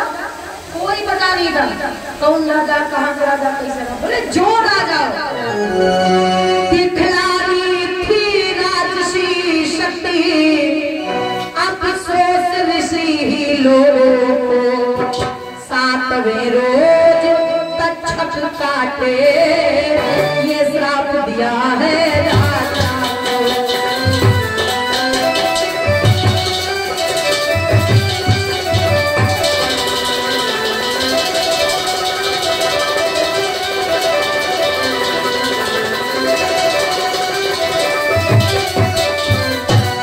बस सावधान हो सावधान, अय तक्षक जीवित हो जाए, सातवें रोज उस राजा को दुनिया से यमपुर को।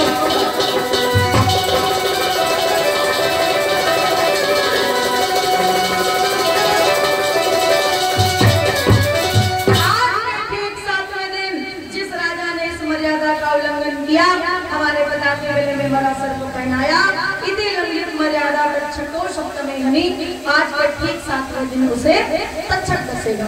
अपने पिता के पास आए, बड़ी तेज से रोने लगे, गले से सांप निकाल कर अर्थ अलग फेंका।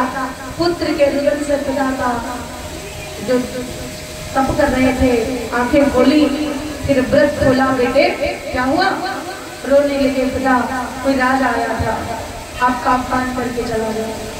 अरे कोई नहीं पिता, मैंने उसे श्राप दे दिया है, ठीक 7वें दिन उसे तक्षक दसेगा।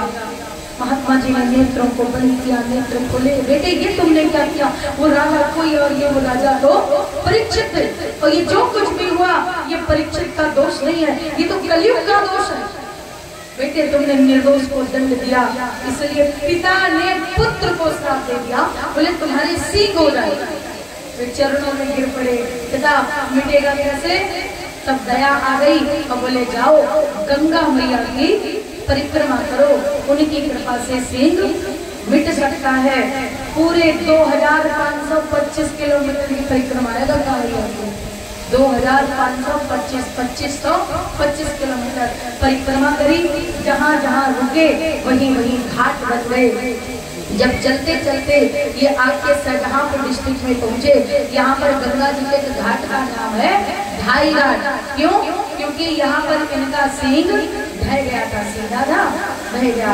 और आगे बढ़े, एक जगह पर सींग हिलने लगा, टूटने के पहले चीज जब कोई भी हो हिलने लगती कांपने, सींग कांपने लगा, उस स्थान का नाम है कंपिल। और आगे बढ़े, एक जगह पर सींग घट गया, उस स्थान का नाम है घटिया घाट, वर्तमान का पांचाल घाट। पांचाल घाट को अपने फर्रुखाबाद का पहले घटिया घाट में बोलते थे। फिर और आगे बढ़े, जहाँ पर सिंह का स्थान भी मिल गया, उस स्थान का नाम है श्रृंगी रामपुर, जो फर्रुखाबाद से थोड़ा आगे बढ़ता है। बोलिए गंगा मैया की। इधर गौरमुख नाम के शिष्य को भेजकर परीक्षित जी को सूचना दी गई, मरने की तैयारी करिए, आज के ठीक 7वें दिन आपको तक्षक दसेगा। इधर परीक्षित जी ने वो मुकुट निकालकर अलग रखा, तो इनको भी पश्चाताप हुआ, ये मैंने क्या किया, एक संत का अनादर, एक संत का अपमान। बड़े बेटे जन्मेजय को राजा बनाया। समय बदलने में समय नहीं लगता। एक क्षण पहले थे चक्रवर्ती सम्राट और एक क्षण नहीं लगा, सब कुछ त्याग दिया योगी आबाना। पैर में खड़ाऊ तक नहीं है, नंगे पांव। अगर किसी के दिन खराब चल रहे हो तो उसे देखकर हंसिए मत, क्योंकि समय बता कर नहीं आता, लेकिन आता सब पर है।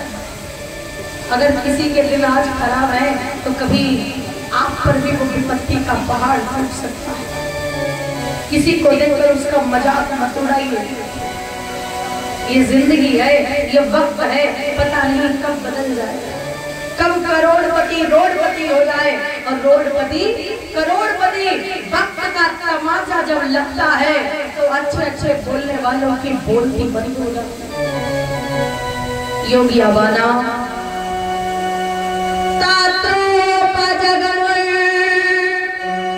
भुवना पुनाना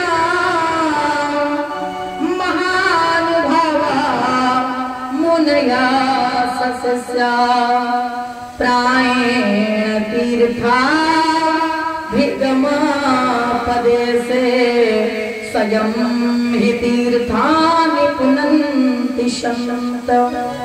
भगवती गंगा की शरण ली, गंगा मैया के किनारे आकर के बैठ गए। संतों महात्माओं ने सुना कि परीक्षित जी गंगा के किनारे बैठे। जो संत आता है परीक्षित जी बड़ा स्वागत करते, महाराज अब ऐसे संत की आवश्यकता है जो मुझे मेरे मोक्ष का मार्ग दिखाए।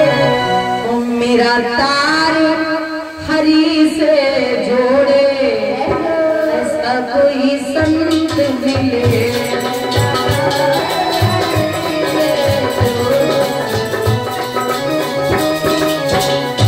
मेरा तार हरि से जोड़े, ऐसा कोई संत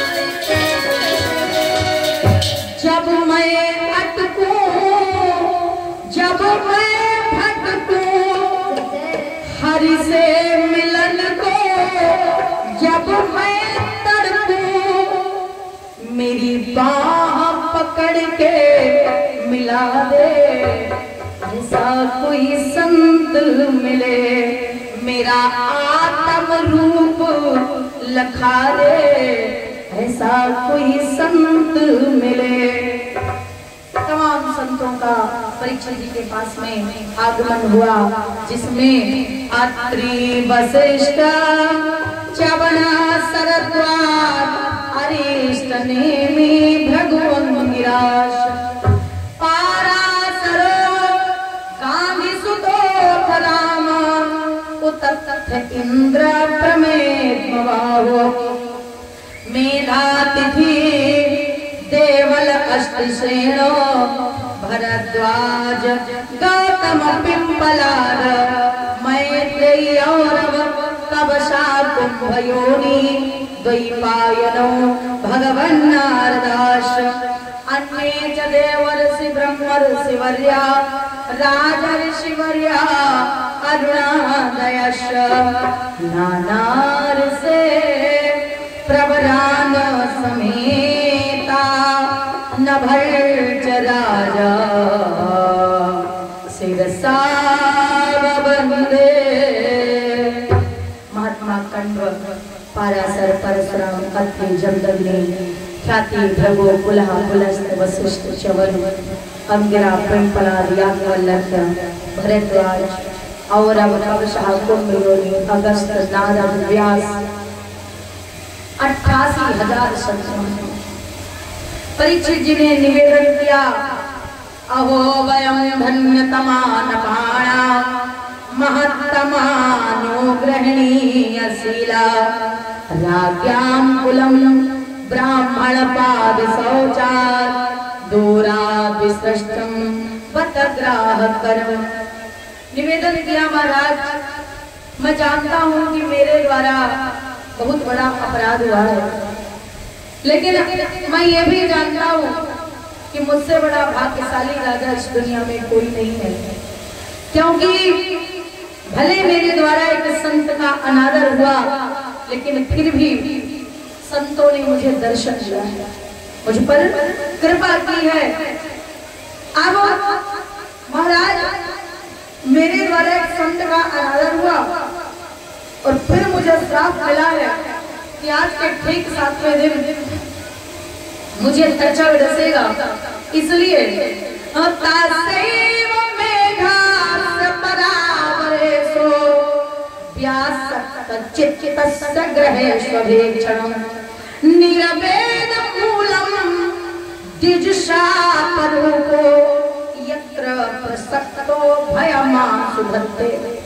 वो जो ब्राह्मण के श्राप का डर मेरे दिल में बैठा है, सर पाएगा मुझे डसेगा, कृपा करके आप इस डर को मरने से नहीं बचना है, पर मरने से पहले जो मन में डर है आप लोग कृपा करके इस डर को समाप्त करो। तमोपयातम प्रतियंतु विप्रा गंगा च देवी धृत चित्तमी से द्विजोपसृष्टा गायत विष्णु गाथा। क्या निवेदन किया? बोले महाराज जब तक मुझे सांप डस न ले और जब तक संत का श्राप सफल हो जाए और सर्प के डसने से मैं मर न जाऊं, गायत विष्णु गाथा, तब तक आप कृपा करके हमें भगवान की कथा सुनाओ, गायत विष्णु गाथा, हमें भगवान का नाम सुनाओ। जब यह निवेदन किया, परीक्षित जी ने महात्मा लोगों से 2 सवाल किए। पहला, जल्द मरने वाले को क्या करना चाहिए, मतलब जिसकी मृत्यु निकट हो वो क्या करे, और दूसरा मनुष्य को पूरे जीवन क्या करना चाहिए, मतलब हमारा जो परम धर्म है जो हम पूरे जीवन कर सके वो कौन सा। जल्द मरने वाला क्या करे और मनुष्य पूरे जीवन क्या करे। 2 सवाल। महर्षयो वै समुपागताये प्रशस्त द्वित्यमुनुमोदमाना उञ्चो प्रजा नुग्रहशील सारा यदोत्तम श्लोक गुणाभिरूपम। महाराज कृपा करके हमें हमारे प्रश्नों का उत्तर दो। अब महात्मा तो वहाँ कितने हैं? टोटल 88,000 नहीं है, मुखिया 88,000 है और बाकी महात्मा क्रतु जितने संत थे अपनी अपनी पत्नियां पुत्र पात्र प्रभाकर संबंधी मित्र सब लेके आए थे। अकेले महात्मा क्रतु की अगर बात कर ले तो 60,000 लड़का है उनके एक महात्मा, वही बाल प्रहलादी जो ऋषि हैं।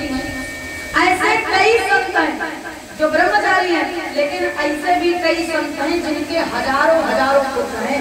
मतलब ये था कि वहां पर करोड़ों की संख्या में लोग उपस्थित थे, लेकिन इन प्रश्नों का उत्तर देने की सामर्थ्य किसी ने भी नहीं।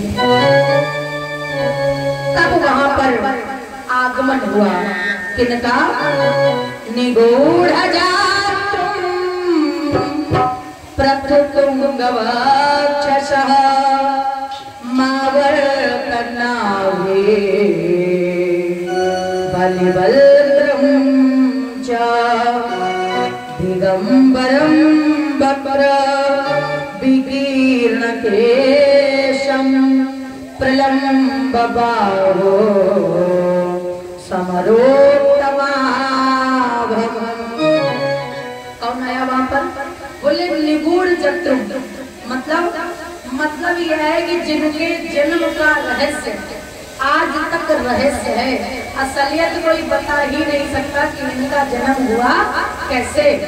एक ही भागवत और उसमें 2 कथा।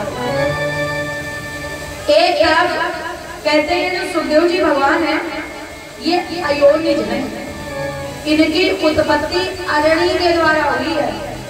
और इसी भागवत में लिखा है, कहते हैं कि सुखदेव जी अपनी माँ के गर्भ में 12 साल रहे थे, फिर जन्म हुआ तो नारनवार सवेते सब बन चले गए थे। यम प्रजंत मनुपेतम पेट कृत्यम द्वीपायना विराटातर आजुहाव पुत्रेति तन्मयतातर वो अभिनंदुषा तम सर्वभूत हृदय परिमान दोष में। जब महाराज सुखदेव जी चले गए तो पीछे से व्यास भी दौड़े, हा पुत्र विरह का करा। अब दोनों में से कथा सत्य कौन सी है? दोनों भागवत में लिखी है तो ये तो नहीं कहा जा सकता कि ये वाली सही है और ये वाली नहीं है। तो दोनों कथाएं सत्य हैं, तो इसका मतलब यह है कि जन्म का रहस्य ही है, क्लियर कोई नहीं कर सकता। जिनका निगूढ़ जन्म पता भी नहीं है उनका जन्म कैसे हुआ है। और पृथ्वी वक्षसा वक्त नाभि, बड़ी सुंदर गंभीर नाभि, दिगंबर वक्त दिशाएं भी जिसका अंबर है, वस्त्र है दिगंबर वक्र, विकीर्ण केशो खुले हुए बाल, लंबी भुजाएं, चौड़ी छाती, सुंदर शरीर, घुंघराले बाल, बड़ी बड़ी आंखें, चौड़ा माथा, सुंदर सा तिलक और 16 वर्ष 16 साल की अवस्था। महाराज श्री सुखदेव जी का आगमन हुआ तो सब संतों महात्माओं ने उठ करके इनका स्वागत सम्मान किया और परीक्षित जी से कहा, राजन तुम्हारे प्रश्नों का उत्तर देने में यही सामर्थ्यवान है। अगर ये रुक गए तो समझ लो प्रश्न का उत्तर मिल गया, वो अन्यथा वैसे ये बड़े संत हैं और जो बड़े बड़े संत होते हैं वो एक जगह पर ज्यादा देर तक रुकते, हर जगह तो पहुंचते नहीं है और जहाँ पहुंच जाए तो ज्यादा देर तक रुकते नहीं है। महाराज ये जो भागवत की कथा है जिसके द्वारा परीक्षित जी के प्रश्नों का उत्तर उन्हें प्राप्त हुआ, द्वितीय स्कंध से लेकर और 12 स्कंध पर्यंत तक जो कथा है वो सुखदेव भगवान ने महाराज परीक्षित को सुनाई है। ये भागवत की कथा भगवान की कथा है और भगवान नहीं चाहते थे कि हमारी कथा मृत्यु लोक पर पृथ्वी लोक पर जाए, लेकिन ये कथा पृथ्वी लोक पर आई। क्यों आई? क्योंकि इसको एक संत लाया। मानव जीवन में संतों का हमारे आपके ऊपर बहुत बड़ा उपकार है। उन्होंने वो भी किया जो भगवान नहीं चाहते थे, इसीलिए तो संतों का इतना सम्मान होता है। हम आप पूजा भी करते हैं ना भगवान की, जब पूजा भगवान की करते तो क्या करते भगवान से? सामने मूर्ति भगवान की पूजा भगवान की कर रहे हैं और कह क्या रहे हैं, विषय विकार मिटाओ, पाप हरो देवा, श्रद्धा भक्ति बढ़ाओ, श्रद्धा भक्ति बढ़ाओ, संतन की सेवा। पूजा किसकी? भगवान। और सेवा किसकी? संतन की। क्यों? क्योंकि भगवान वो करते हैं जो संत चाहते हैं और संत मनमाना करते हैं, इसलिए संतों का जीवन में बड़ा अनुग्रह है, संतों के जीवन में बड़ी कृपा है। ये भागवत की कथा इस मृत्यु लोक पर कैसे आई? तो यहाँ पर विद्वानों का एक बड़ा सुंदर मत है। कहते हैं एक बार की बात है, ब्रह्मा जी के पुत्र महाराज देवर्षि नारद ये घूमते घामते पहुंचते हैं आदि कैलाश पर। जब कैलाश पर्वत पर पहुंचे, वहां पर देखा तो भगवती माँ पार्वती अकेली विराजमान है। अभिवादन किया, माता जी ने कहा आओ नारद बैठो। तो नारद जी कहते हैं आप अकेले, भोलेनाथ जी कहाँ हैं? तो भोले बाबा गए थे स्नान करने, और स्नान किसमें होता है? पानी में। और पानी कैलाश पर्वत पर तो आज नहीं, वही होगा करीब 1-1.5 किलोमीटर दूर।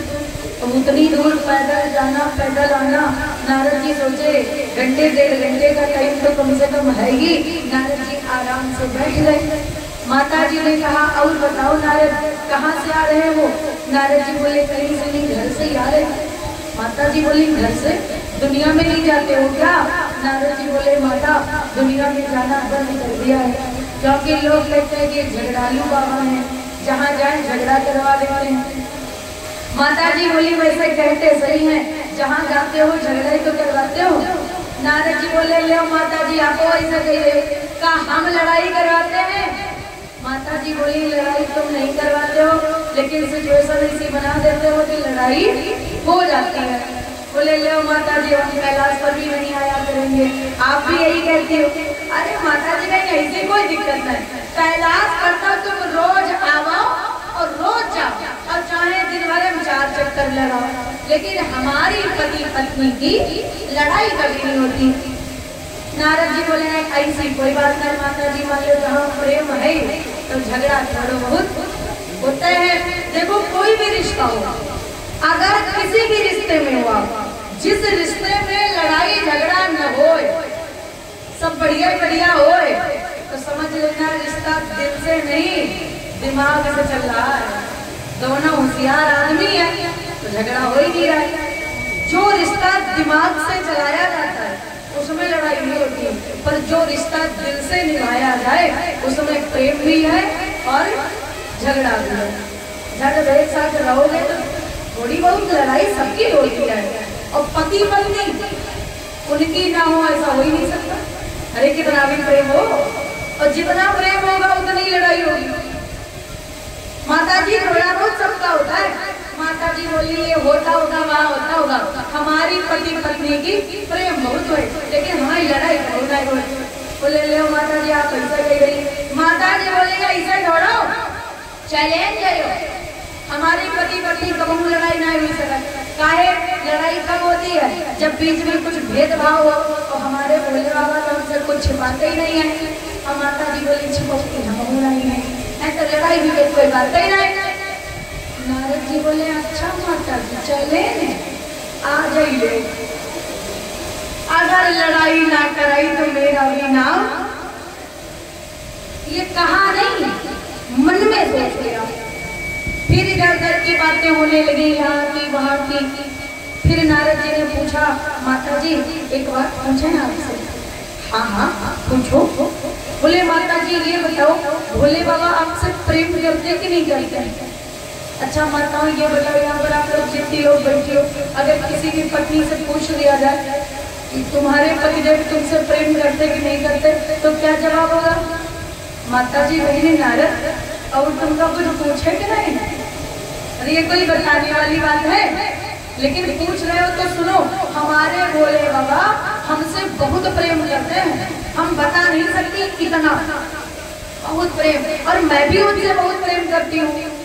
नारद जी बोले नहीं ऐसी कोई बात नहीं, हम तो बस इसलिए पूछ रहे थे क्योंकि आप भोले बाबा की दूसरी पत्नी हो।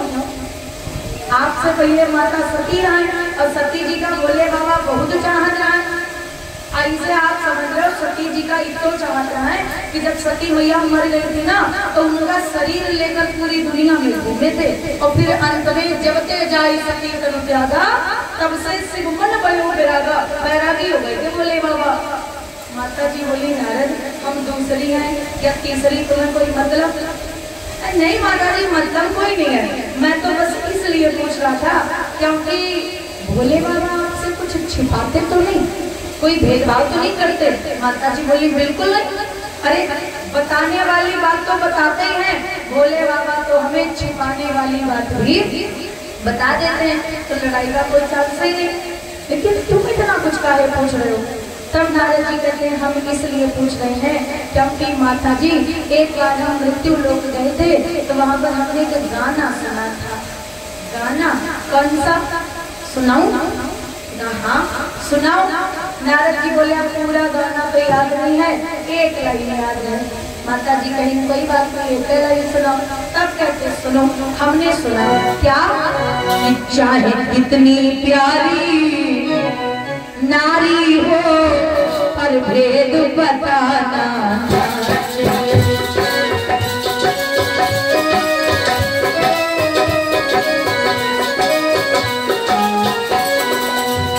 चाहे कितना बैरी भैया हो पर राज छुपाना ना चाहिए, चाहे कितनी प्यारी पत्नी हो पर भेद बताना।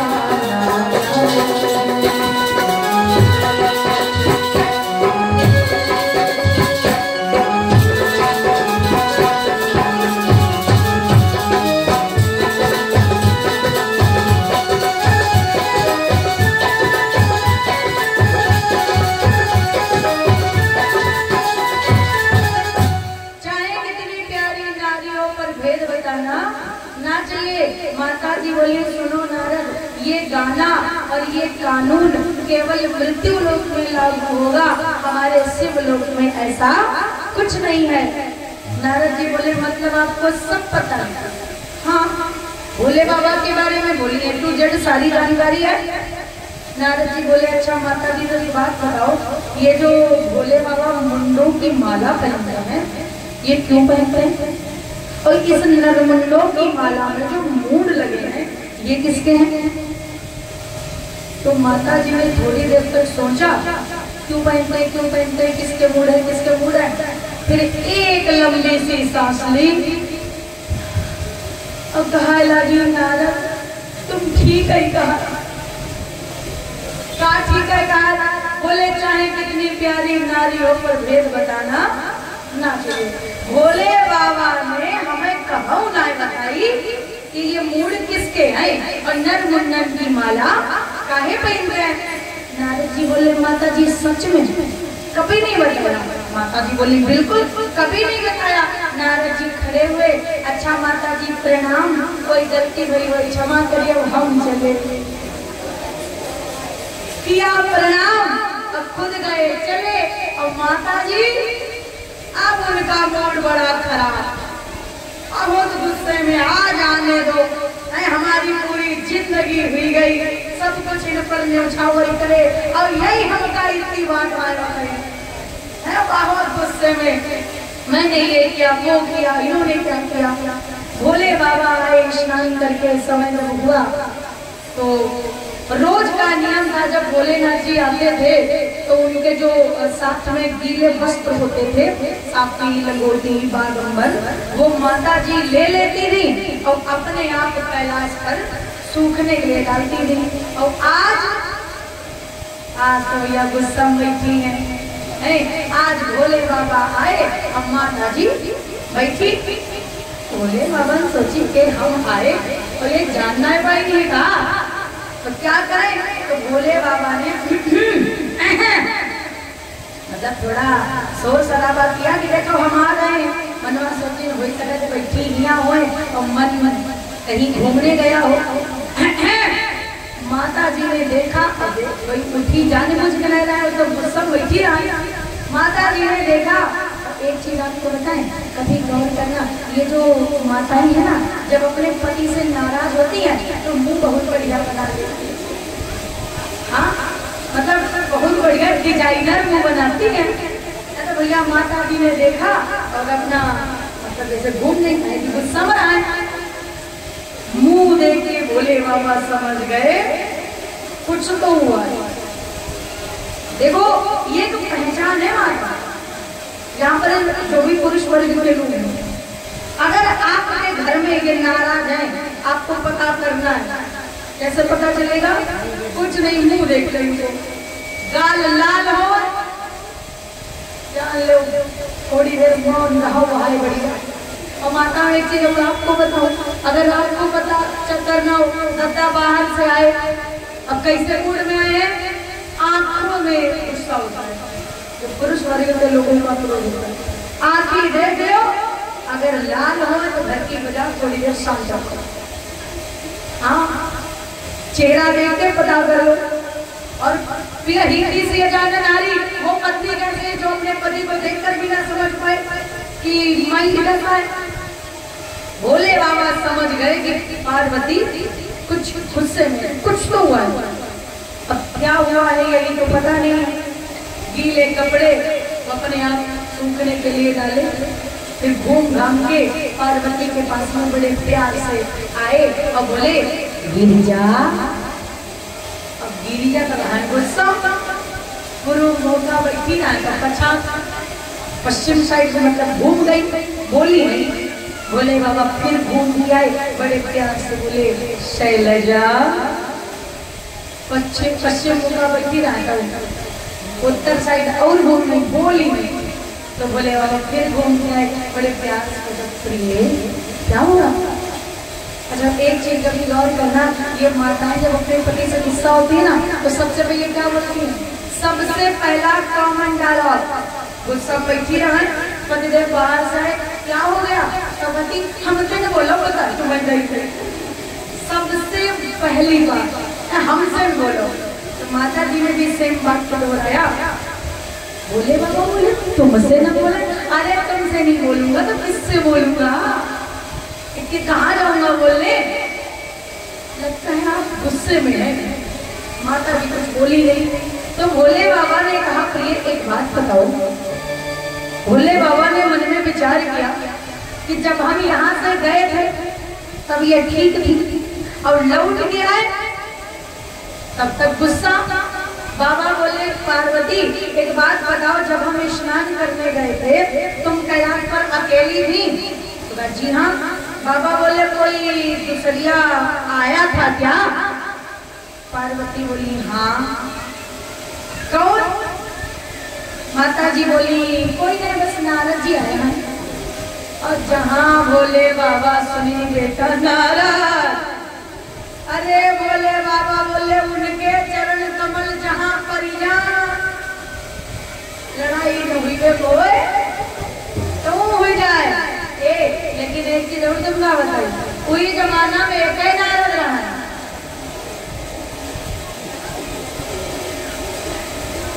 और आज के जमाने में ना, यही तो बात है। आज के जमाना में एक नारद लाए, हम तो कहते भगवान करे कि बेचारी नारद पैदा हो जाए। हाँ, नारद जी की क्षमता जानते हो भैया, पूरी बात समझ लो। नारद जी में ये क्षमता थी कि अगर आप कहते हो कि हमारी लड़ाई नहीं हो सकती तो ऐसी योजना बनाएंगे कि लड़ाई हो जाएगी। और अगर कोई कहते कि हमारी करनी लड़ाई भगवानों सुलह नहीं करा सकते तो नारद जी ऐसा कुछ करते कि समझौता हो जाता। मतलब असंभव को संभव करना, जो न होता हो। लड़ाई न होती हो लड़ाई करा दे और समझौता न होती हो समझौता करा दे। आज के जमाना में अधूरे नारद, लड़ाई न होती हो लड़ाई करा सकत, और अगर समझौता न होती हो समझौता करा सकत, लड़ाई करा सकते हैं, सास बहुरियन के बीच में बढ़िया बन रही हो, ननद भौजाई के बीच में बढ़िया बन रही हो, किसी भैया भैया के बीच में बढ़िया बन रही हो, बीच में तमाम हाय करवैया है। और अब तो मतलब हिसाब पर नहीं है कि लड़ाई हुई जी है, और अगर लड़ाई हुई जाए फिर कहा समझौता, जिससे कहा सुलह कराए तो वह लड़ाई हो जाए। तो नारद जी के अंदर ये दोनों विशेषताएं थी, समझौता भी और झगड़ा भी, दोनों के एक्सपर्ट। नारद जी आए थे, बोले बाबा बोले, मन में सोचा हमारी इनकी लड़ाई नहीं होती, और नारद जी आएंगे तो क्या कराएंगे, जो नहीं होता है वही कराएंगे। तो बाबा बोले काहे गिरिजा का मंत्र दे गए। एक चीज ध्यान रखिएगा, दो लोगों के बीच में गलतफहमी उत्पन्न तभी होती है जब बीच में कोई तीसरा, चाहे सास लोग हो, चाहे पति पत्नी हो, चाहे भाई भाई हो, चाहे देवरानी जेठानी हो, जब तक बीच में कोई तीसरा इंटरफेयर नहीं करेगा तब तक लड़ाई झगड़ा नहीं हो सकता। तीसरे ने एंटर किया कि झगड़ा हो गया। तो बाबा बोले ये बताओ क्या मंत्र देके गए। पार्वती बोली आज हम तुमका जाने तो कहा भली हो नारद की है, हमका जब बता गया तो बढ़िया बात बता गए, मैं तो आपसे बात भी ना करूं।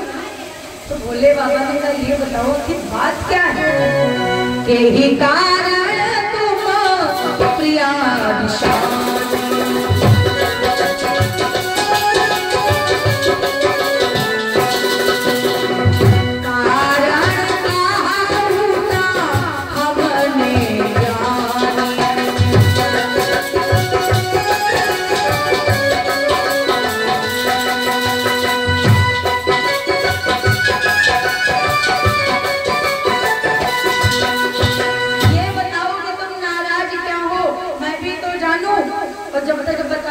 तब तक जानूंगा कैसे।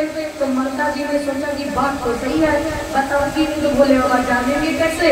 तब माता जी ने कहा कि मैं अब देखो सीधे सीधे कह सकती थी कि मैं इसलिए नाराज हूँ कि आपने मुझे कभी भी बताया कि नरमुंडों की माला आप क्यों पहनते हैं और ये मूड किसके हैं। लेकिन माताओं की आदत होती है सीधी बात कहती कहाँ कभी। तो माता जी ने सोचा क्या पूछूं। माता जी ने मन में विचार किया मैं कहूंगी भोले बाबा आप मुझसे प्रेम नहीं करते। तब भोले बाबा कहेंगे कि मैं तो बहुत प्रेम करता हूँ, क्या प्रेम नहीं करता। तब मैं कहूंगी कि अगर इतना ही प्रेम करते थे तो कभी बताया होता आपने कि नरमुंडों की माला क्यों पहनते हो। मतलब इस तरीके से पूछना चाहती हूँ। माता जी ने कहा मैं इसलिए गुस्सा हूँ क्योंकि आप मुझसे प्रेम नहीं करते हो। बोले बाबा बोले प्रेम नहीं करता मैं और तुमसे। अरे पार्वती मैं तो तुमसे इतना प्रेम करता हूँ, इतना प्रेम करता हूँ कि दुनिया का कोई भी पति अपनी पत्नी से नहीं करता होगा। मैया बोली हाँ मालूम है जितना प्रेम करते हो। अब मालूम क्या इनके पास तो एक मेन पॉइंट है ना, क्या दूंगी ऐसा नहीं तो ऐसा क्या होता। भोले बाबा बोले देवी एक बात बताओ मैं तुमसे कितना प्रेम करता हूँ, अगर ये बात तुम्हें पता होती तो तुम आज हमसे नाराज नहीं होती। क्योंकि दीवार किधर से गिरती है जिधर जीव कमजोर होती है। बाबा बोले मैं तुमसे इतना प्रेम करता हूँ देवी, जब से ये दुनिया बनी ये ब्रह्मांड बना हम और तुम बने तब से जन्म जन्म से हमारा तुम्हारा जोड़ा बना। फिर जब अपनी उम्र पूरी करके तुम इस दुनिया को छोड़कर जाती हो, जब जब मरण तुम्हारो